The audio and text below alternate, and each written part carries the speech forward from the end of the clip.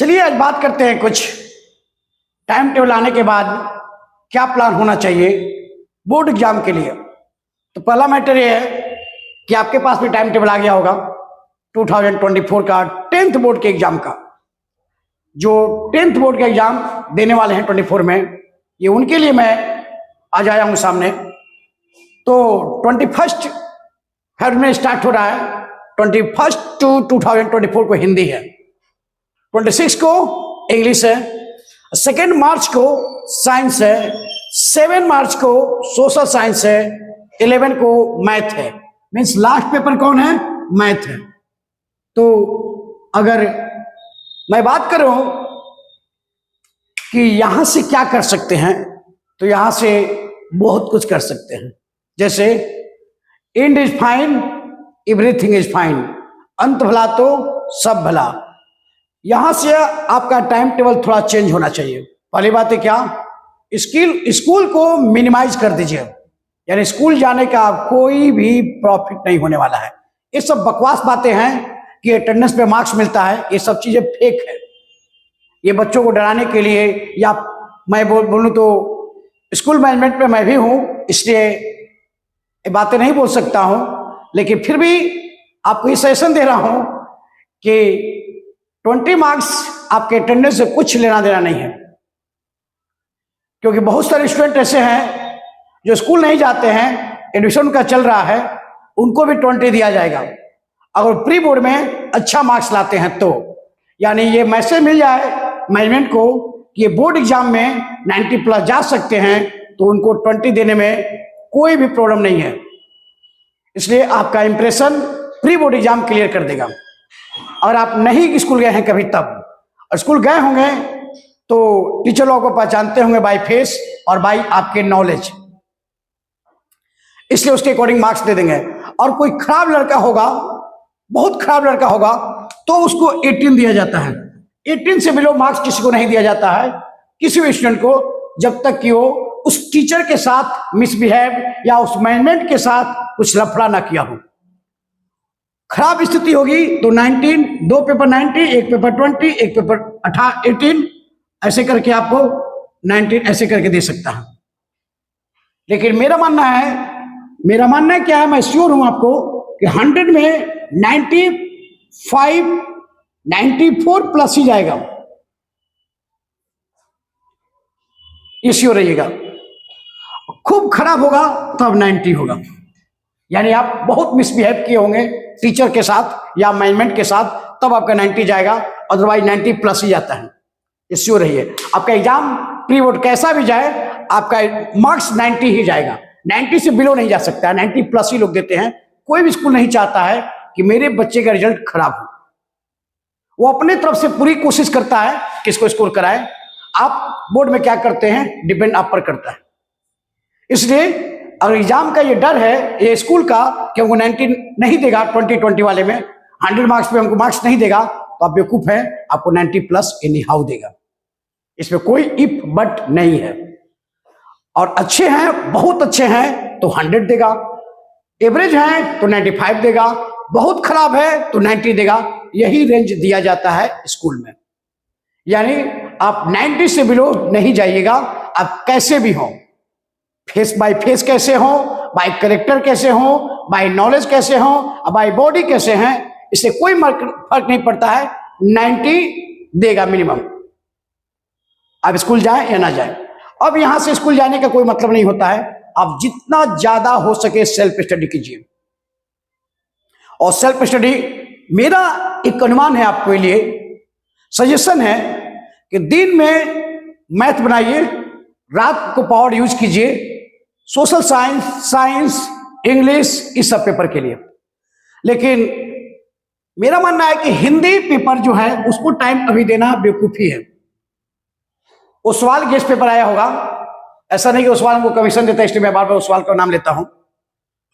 हिंदी आप स्टार्ट कीजिएगा कब से, 15 to 2024, इस दिन से आप अब एक काम कीजिएगा, यहां से स्टार्ट कीजिएगा।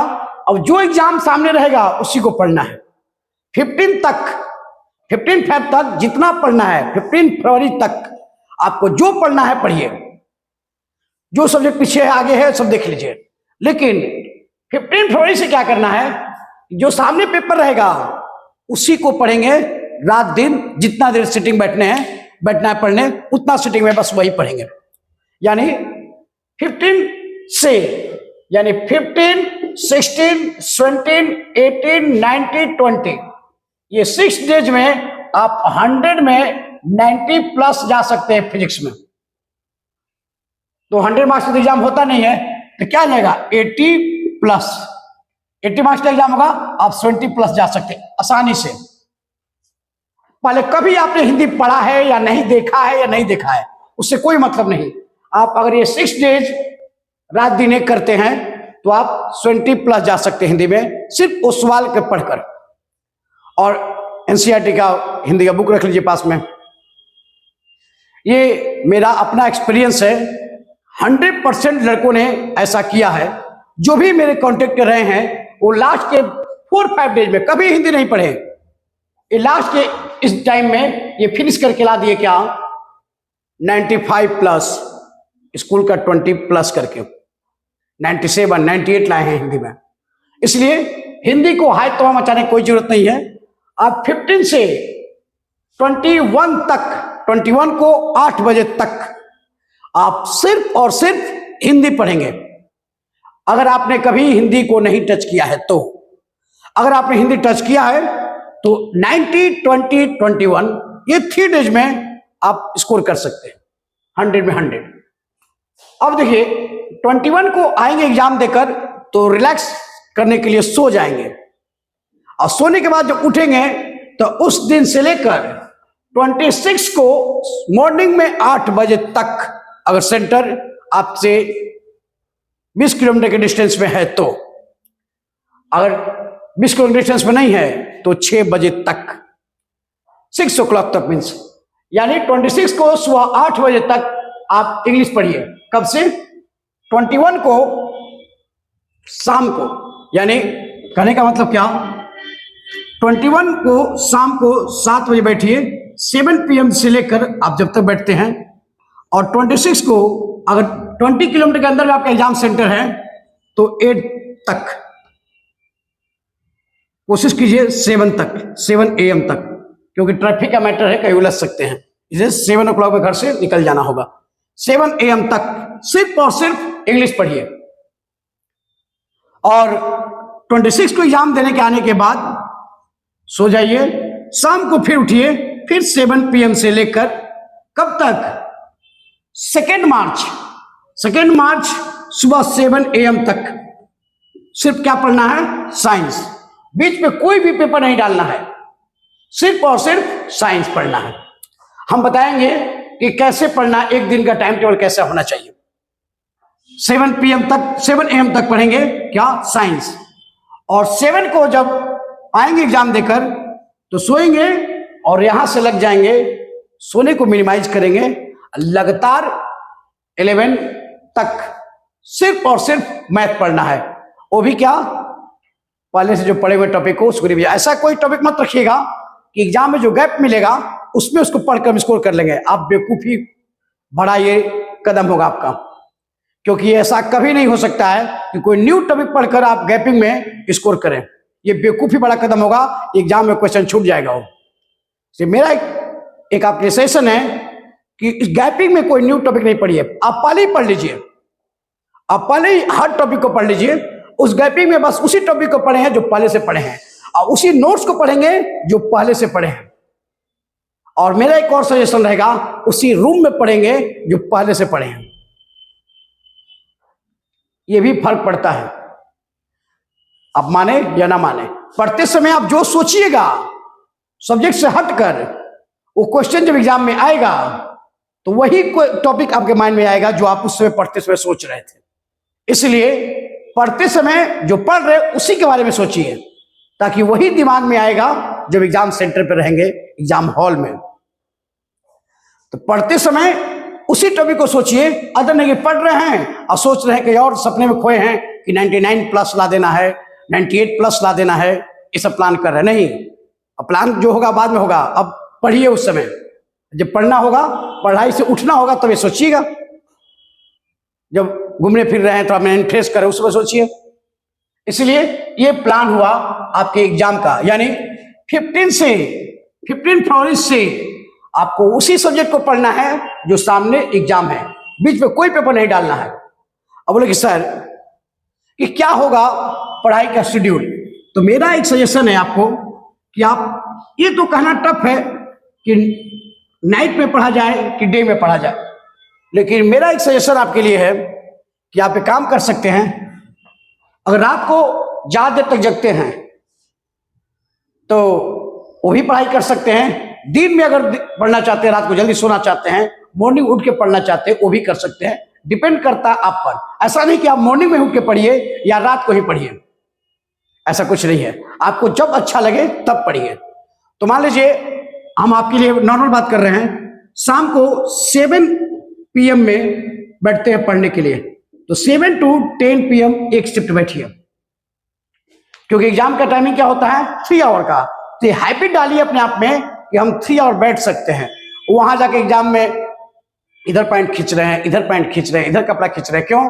कपड़ा सट जा रहा है बॉडी में पीछे से, ये माइंड में चल रहा है, क्योंकि 3 आवर बैठने की आदत नहीं है। कभी इधर बजा रहे हैं, कभी इधर जमाई ले रहे हैं, उधर ले हैं, क्योंकि आप 3 आवर कभी बैठे ही नहीं है। इसलिए इस सब प्रॉब्लम होगा। पैर झंझनाने लगा, हाथ झंझनाने लगा, चल ही नहीं रहा, हाथ दर्द कर रहा है। इसलिए हैबिट डालिए 3 आवर बैठने का। जब बड़े बड़े साइंटिस्ट लोग स्पेस पे जाते हैं ना, तो 2 मंथ पहले ही उनको उसी इन्वायरमेंट का क्रिएट किया जाता है उनके सामने, इसलिए उनको अंडरग्राउंड कर दिया जाता है। पहले से ही वही इन्वायरमेंट दिया जाता है 2 मंथ तक, शुरुआत के 2 मंथ तक, तब भेजा जाता है स्पेस में। सडनली नहीं कि प्लेन में बैठाए भेज दिए, क्योंकि बॉडी उस बॉडी क्लॉक काम करती है, उसके लेवल पे वो ढल जाता है। ठीक उसी तरह से आपको भी उस तरह 3 आवर अगर बैठते हैं तो एग्जाम में 3 आवर बैठने का कैपेसिटी आपके पास आएगी कि हाँ कैसे बैठना है। लास्ट के हाफ एन आवर में इरिटेट हो गए, थक गए हैं, क्वेश्चन आ रहा है, लिख नहीं पा रहे, हाथ चल ही नहीं रहा है, क्यों? आप 3 घंटे कभी लिखे ही नहीं है, आप तो 20-25 पेज लिखते ही नहीं है। पढ़ रहे हैं, 1-2 पेज लिख दिए एक दिन, तो क्या होगा? वहां आते रहेगा, हाथ नहीं चलेगा, हाथ दर्द कर, बार बार इसको हाथ कैसे कर रहे हैं, फिर लिख रहे हैं, ऐसे कर रहे हैं। सोशल साइंस में और साइंस में खास कर हो सकता है, और सब पेपर में, इंग्लिश में हो सकता है, और सब पेपर में तो चांसेस कम है। इंग्लिश में भी MCQ टाइप के क्वेश्चन ज्यादा रहता है, इसलिए वहां भी ज्यादा नहीं है। सोशल साइंस, हिंदी, ये सब साइंस, इस सब में हो सकता है। मैथ में तो कंटिन्यू लिखना नहीं होता है, रोक रोक के, हाँ स्टेप बाय स्टेप करना होता है, इसलिए वहां ज्यादा करनी है। तो देखिए यहाँ पे एक शिफ्टिंग बैठिए 7 PM से 10 PM, कितना 3 आवर के लिए। ऊपर से 10 बजे उठिए, फ्रेश होने के लिए आपको जो जी लगे, जो मन करता हो, यानी जिसमें आपको मन लगता है वही कीजिए। मान लीजिए कि चुगली करने में मन लगता है तो 10 से 11 चुगली कर लीजिए। चुगली समझ रहे होंगे, खासकर ये लड़कियों का आदत होता है, चुगली कर सकते हैं, यानी थर्ड पर्सन के बारे में बात करना, इसको कहते हैं चुगली करना मेरे अकॉर्डिंग में। कि आप किससे बात कर रहे हैं, लेकिन अपने दोनों बारे में बात नहीं कर रहे हैं, थर्ड पर्सन के बारे में बात कर रहे हैं, इसको मैं मानता हूं कि चुगली करना। तो अगर वो मन लगता है उसे कर लीजिए, रील चलाना मन लगता है तो वो भी कर लीजिए, लड़ाई करने का मन करता है किससे, अगर आपको लड़ाई ही मन लगता है तो लड़ाई ही कर लीजिए किससे, या बॉयफ्रेंड गर्लफ्रेंड रखे हैं तो उससे लगता है आपको कि हम बात करके फ्रेश हो जाएंगे तो उससे बात कर लीजिए। जो आपको दिल करे, जो आपको मन लगता है वो कीजिए, लेकिन याद रखिए कि उस 1 घंटे के बाद फिर आपको उस ऐसा काम कोई नहीं कीजिए कि उस आवर के बारे में फिर हमको पढ़ते समय सोचना पड़े। आप जो चाहे वो कर सकते हैं, लेकिन ध्यान बस रखिए कि उस आवर में जो आप किए हैं ऐसा कोई काम ना करे कि उसके बारे में हम सोचे जब पढ़ने बैठे, फिर तब वही बात करें, वहीं पे खत्म। तब वो कीजिए जो आपको अच्छा लगे कीजिए।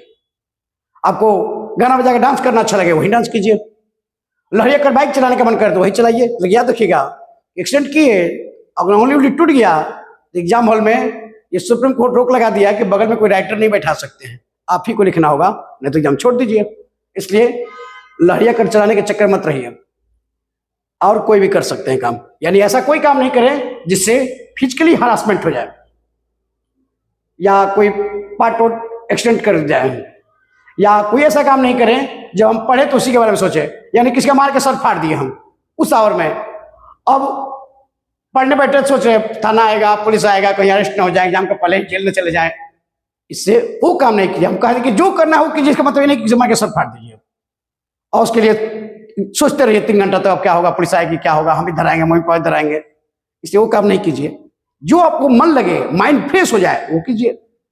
जिससे बात करनी है बात कीजिए, गर्लफ्रेंड बॉयफ्रेंड जो भी बात करना हो, लेकिन ऐसा कीजिए कि उस 1 घंटा के बाद फिर उसके बारे में न सोचना पड़े।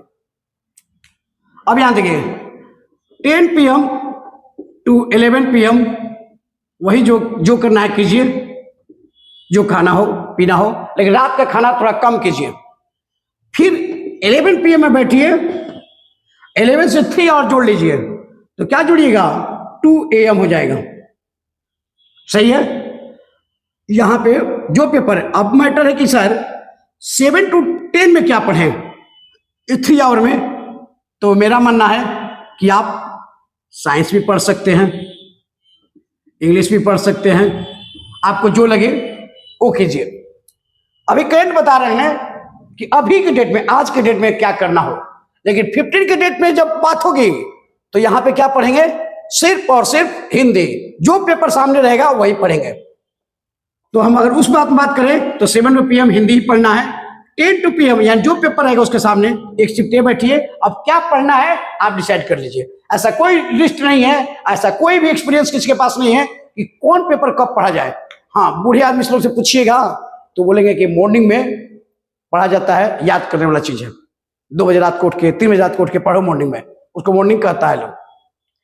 लेकिन न्यू जनरेशन में ये लड़कों को पसंद नहीं आता है। एक बार सो गए तो फिर उठने का मन नहीं करता है।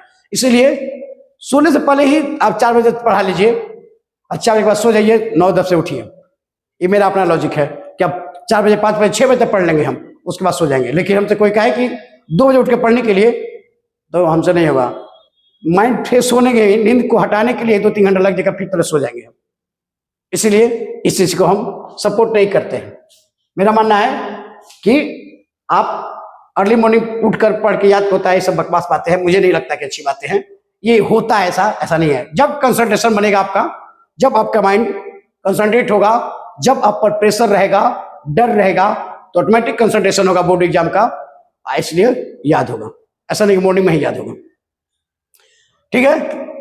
11 PM से 2 PM ये 3 शिफ्ट हो गया। अब यहां से आप सो जाइए। 2 AM से लेकर आप 6 आवर जोड़ लीजिए, 8 AM तक एकदम रिलैक्स सो जाइए। कोई फोन फान नहीं, कोई बॉयफ्रेंड गर्लफ्रेंड नहीं। 8 बजे उठिए, फ्रेश होइए, ब्रश कीजिए, नहाना है तो नहाइए, ठंडा है नहीं नहाना तो मत नहाइए, संडे को नहाइएगा, जो नहीं कि नहाए कहीं बैठिएगा, आप पे मर्जी। तो 8 AM से 9 AM फ्रेश होइए, फिर 9 AM में बैठ जाइए पढ़ने के लिए, और 9 से फिर क्या 12 PM ये सिर्फ बैठिए, कोई डाउट नहीं होना चाहिए। फिर एक बार रिलैक्स होइए, 1 घंटा तक रिलैक्स लीजिए, यानी क्या 1 PM 12 PM to 1 PM free रहिए, रेस्ट लीजिए। जो करना है वही बात बोला, जिसमें मन लगे वही कीजिए। आपको जिसमें मन लगता हो, जो जिसमें जो भी हो, उसके बाद फिर बैठिए क्या 1 PM to क्या हो जाएगा 4 PM। एक बार और बैठिए, क्या होगा 3 आवर के लिए, सही है। और 4 PM में उठिए, 4 PM से 5 PM रेस्ट लीजिए, 4 PM to 5 PM रेस्ट लीजिए, या 4 से 4 PM to 7 PM तक कोचिंग जाते हो, जहां जाते हो, इसको टाइम दीजिए।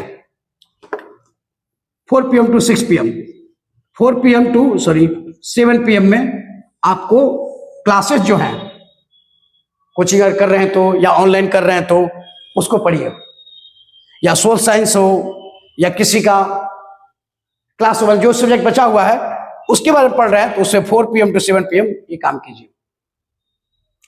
कोचिंग जाते हैं तो कोचिंग जाइए, और आपको लगता है कोचिंग में सिलेबस कंप्लीट होगा तो मत जाइए।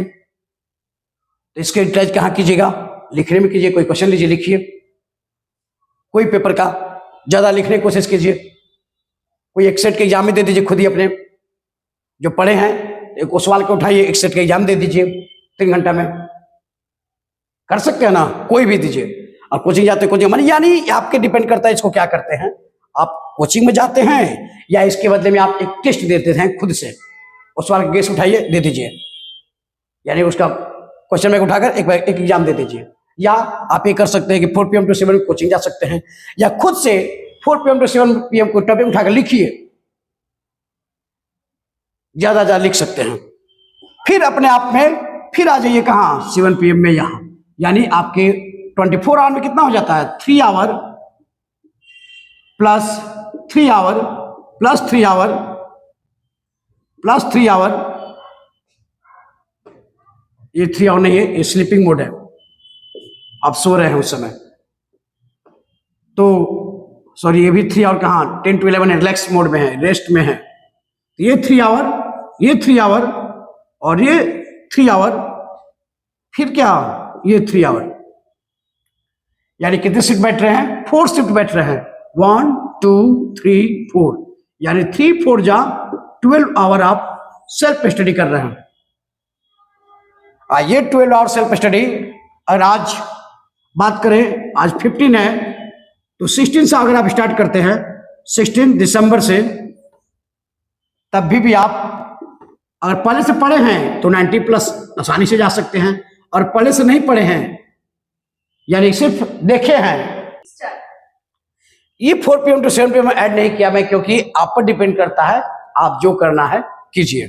इस 4 PM से PM पे आप टेस्ट दे सकते हैं खुद से, या कोचिंग जा सकते हैं, या आप जो इसको रूप में यूज करिए, किस रूप में, लेकिन पढ़ाई से रिलेटेड यूज कीजिए। राइटिंग लिखिए, या राइटिंग लिखना मतलब नहीं, वो टॉपिक को लिखिए, कैसे एग्जाम में लिखते हैं, देख के लिखिए, जो भी कीजिए, या कोई मैथ का थ्योरम उठाइए, थ्योरम क्लियर कर दीजिए। यानी मेरा कहने का मतलब कि कोचिंग जाना है तो कोचिंग जाइए, और सिलेबस अभी तक कंप्लीट नहीं हुआ तो कोचिंग जाइए, नहीं हुआ है तो जो आपको पेपर वीक लगे उसको पढ़िए, या राइटिंग के लिखिए, उसी टॉपिक को लिखिए, मतलब जो मन किया वो करिए। लेकिन यहां देखिए, अगर 16 दिसंबर से टॉपिक स्टार्ट करते हैं, पहले से पढ़े हैं, तो 90+ आसानी से ला सकते हैं। अगर आप कुछ नहीं पढ़े हैं तब भी 60+ आसानी से ला सकते हैं। कभी बुक मैंने देखे उखे हैं थोड़ा बुक को क्लास में, तो 20+ ला सकते हैं, और एवरेज पढ़ते आ रहे हैं थोड़ा बहुत, तब 80+ जा सकते हैं, और पहले से मूड में हैं कि हाँ तर चल रहा है तो 90+ जा सकते हैं।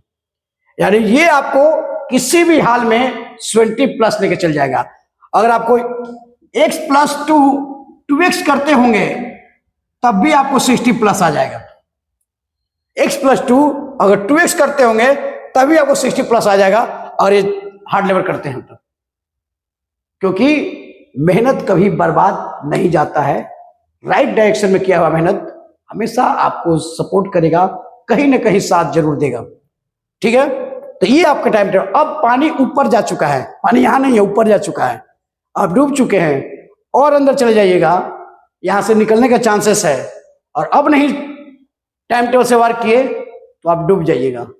आप फिर फ्रॉगमैन समझते होंगे, नहीं समझते होंगे तो गोताखोर, वो भी आपको नहीं खोज पाएगा, आप खुद ही अपने में विलुप्त हो जाइएगा, और बाद में फ्यूचर में आप IAS भी बन जाइएगा तो लोग कहेंगे, देखिए ब्रेकिंग न्यूज में क्या देता है पेपर में, 10th क्लास में 2nd डिवीजन फिर भी बना IAS। तो ये हमको नहीं समझ में आती है, कोई बेइज्जती कर रहा है कि आपका इज्जत बढ़ा रहा है। तो एक बार अगर आप सोचिए 2nd क्लास आया तो लिखा कि 10th क्लास में 2nd डिवीजन फिर भी बना IAS, आप फेल हो जाएंगे तो बोलेगा 10th में फेल फिर भी बना IAS। तो 10th फेल और 12th फेल, यानी दोनों बोर्ड में, और आप फेल होते हैं, कभी भी लाइफ में कोई नहीं भूलेगा उसको, आपके पड़ोसी भी नहीं भूलेंगे। आप IAS या PCS या प्राइम मिनिस्टर बन जाइए, लेकिन एक बात भले ही कुछ हो, लेकिन जब भी आपको याद किया जाएगा तो कहा जाएगा कि 10th पे फेल था और फिर भी प्रधानमंत्री बन गया, एग्जाम्पल भी दिया जाएगा, तो ये बात को इंक्लूड जरूर किया जाएगा। अगर मोहल्ले वाले आपके बच्चे आते हैं तो खेल रहे हैं, तो बोले कि ये किसका बच्चा है, तो बगल वाला कहेगा यार वही है जिसका बेटवा फेल हो गया था, जिसका बाप फेल हो गया था, जिसकी माँ फेल हो गई थी 10th में। ग्रेजुएशन में फेल होते हैं या पास होते हैं, आपके घर वाले नहीं जानते हैं, मोहल्ले वाले तो बातें छोड़ दीजिए, लेकिन 10th और 12 में आप फेल होंगे तो दादा के, नानी के, बेटा के, भाई के, मम्मी का लड़का भी जानता है कि आप फेल हुए हैं 10th में। आप उसको नहीं जानते हैं, कभी जन्म में सुने भी नहीं होंगे, लेकिन ऐसे ऐसे रिलेटिव का कॉल आएगा जो आप कभी सोच भी नहीं सकते हैं, और उस समय पछताने के सिवा कुछ नहीं रहेगा। आप ये सोचिएगा कि हम जिंदा क्यों हैं, इस पे डाउट भी होने, लाइफ भी डाउट की कंडीशन में खड़ा हो जाएगी एक बार फेल होइएगा बोर्ड एग्जाम में तो। और उसके बाद आप खुद बन जाइए, करोड़पति, अरबपति, खरबपति सब बन जाइए, लेकिन फिर भी आपके बारे में जब भी बातें होगी तो ये बात इंक्लूड किया जाएगा कि मैट्रिक में फेल था फिर भी बना अरबपति, मैट्रिक में फेल था फिर भी बना 9,000 करोड़ का मालिक। इसलिए ये बोर्ड एग्जाम सोसाइटी जीने नहीं देगी आपको। और जब जब अगर पेरेंट्स फैमिली मीटिंग हो रहा है उसमें बातें आप रखना चाहते हैं तो आपका भाई, बड़ा भाई, बहन, पापा, मम्मी, आंटी, अंकल ये लोग बोल देंगे, चुप, तुम क्या बोलेगा भाई, तू तो मैट्रिक में फेल हो गया था। सोचिए उस समय आप सिर उठा भी नहीं पाएंगे कि क्या बोले, साइलेंट हो जाइएगा।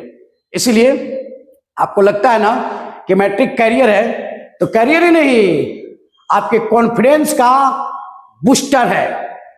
अगर यहां गए तो लाइफ पे फिर कभी नहीं उठिएगा, और उठिएगा और जाते भी ऊपर है तो बहुत कभी लोग उठते हैं।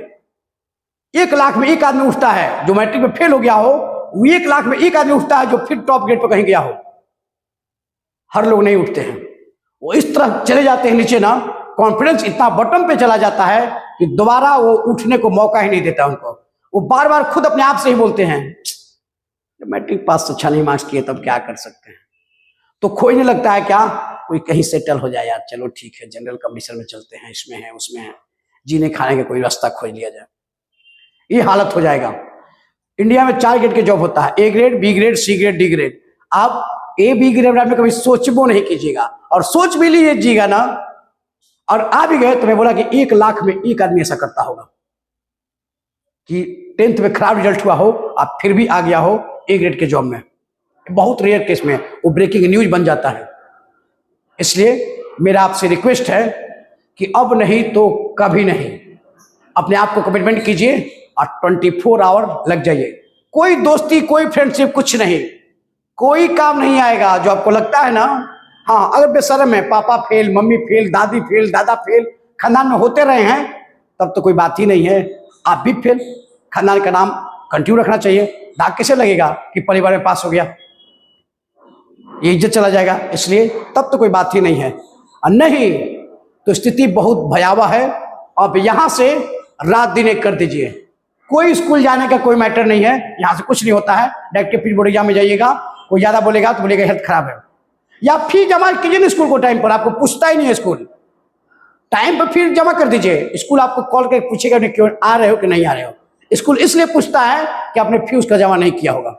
एक बार स्कूल जमा कर दिए फी स्कूल का, फिर देखिए आपके पास कभी ना पेरेंट्स को कॉल आएगा, पेरेंट्स के पास कॉल आएगा ना मैसेज आएगा कि बच्चा, हाँ बस आएगा कि हाँ प्री बोर्ड का एग्जाम। स्कूल तभी बच्चे को याद करता है जब उसका मार्क्स ये फी बाकी हो, ड्यूज हो। ठीक है, हम आपसे कंटिन्यू बने रहेंगे, आपके जब तक एग्जाम चलेगा तब तक मेरे चैनल से जुड़े रहिए, मोटिवेट भी करते रहेंगे और आपको धिक्कारते भी रहेंगे, ताकि आपकी जमीर जग जाए। जो जमीर आपकी मरी हुई है ना, उसको भी जिंदा करने की कोशिश करते रहेंगे, लेकिन सच के साथ, झूठ के साथ नहीं। मैंने जो भी कहा कोई चीज इसमें गलत नहीं है, कोई काल्पनिक नहीं है, जो भी कहा मैंने सच कहा। और मेरे साथ जुड़े रहिए, एग्जाम तक आपका भला होगा, साथ में मेरा भी। तब तक के लिए जय हिंद।